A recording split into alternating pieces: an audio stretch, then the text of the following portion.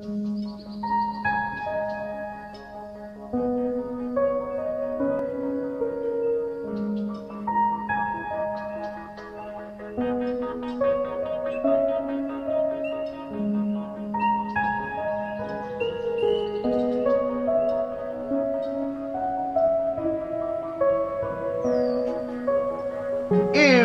you stay and you're sin by yourself, you'll stay sinning and you'll never improve.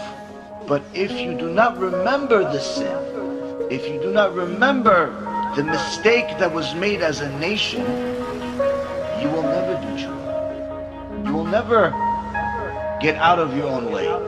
You'll never rebuild the Beit HaMikdash. A nation that does not know its past certainly does not have a good future.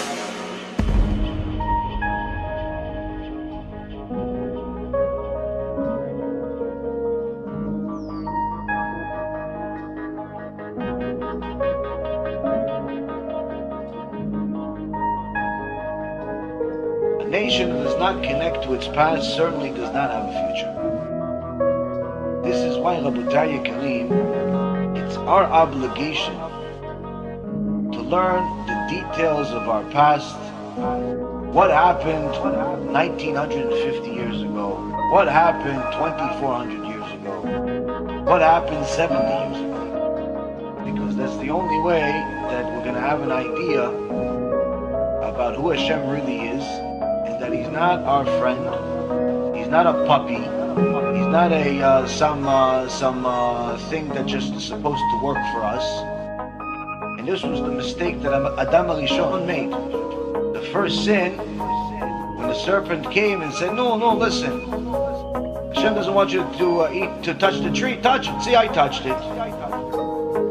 At that moment, the serpent convinced Chava that Hashem is just there to give you stuff. Why? Tree, of course. Why? He's telling you not to touch the tree? No, look, I can touch the tree. Why? It's all about touching the tree, not touching the tree. Eat the tree, don't eat the tree. It's just about that. It's not about Hashem said, therefore don't do it. Hashem said, therefore do it. He completely removed the reality from the situation. It all became about the fruit. It all became about getting stuff from Hashem. Unfortunately, Rabotai Yekarim, this is what's happening today. We have a generation of people that believe that the relationship that we're supposed to have with Hashem is based on stuff. Stuff we're supposed to get from Hashem. I pray, so therefore Hashem will give me stuff.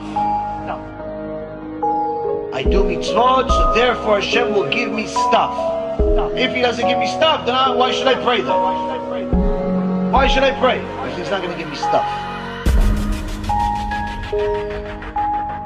Therefore, if your relationship with HaKadosh Baruch Hu is based on stuff, I do it, therefore He's going to give me stuff. And if He doesn't give me stuff, therefore I'm not really going to want to do it. That type of mentality will ultimately lead to complete kfirah, complete heresy, and abandonment of Torah and mitzvot, because it was never real to begin with. It says in Sefer Dvarim, Hashem tests those He loves. One of the tests is by not giving them what they want.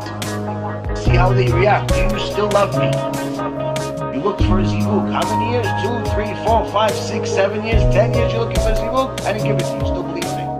You still love me? You still pray with kavanah? Oh, I gave you a lot of money. Now I took everything. You still believe in me? You still pray to me with kavanah?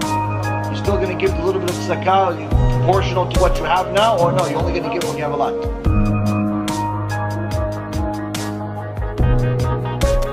A nation that does not connect to its past certainly does not have a future. This is why, Rabotai Yekarim, it's our obligation to learn the details of our past. What happened 1950 years ago? What happened 2400 years ago? What happened 70 years ago?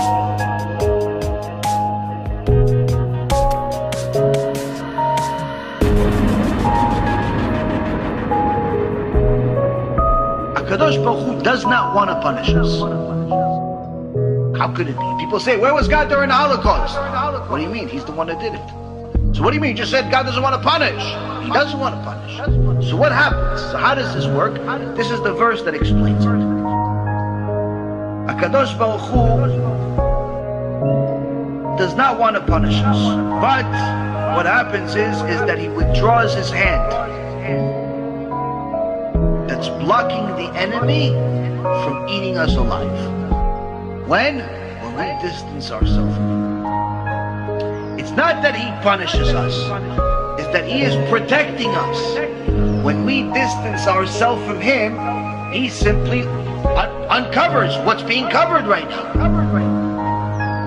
And that's what this verse says. In fierce anger, all the dignity of Israel, he withdrew his right hand in the presence of the enemy. He burned through Yaakov like a flaming fire, consuming all sides. As soon as he just withdrew his hand that's covering, that's protecting us, the fire of Esav started burning Yaakov. The minute that we forsake HaKadosh Baruch Hu, Hashem says, okay, so each time you do something, I'll uncover more, I'll uncover more, I'll uncover more. He doesn't do it all at once. He gives us warning signs, but if we don't get the warning signs, it gets worse.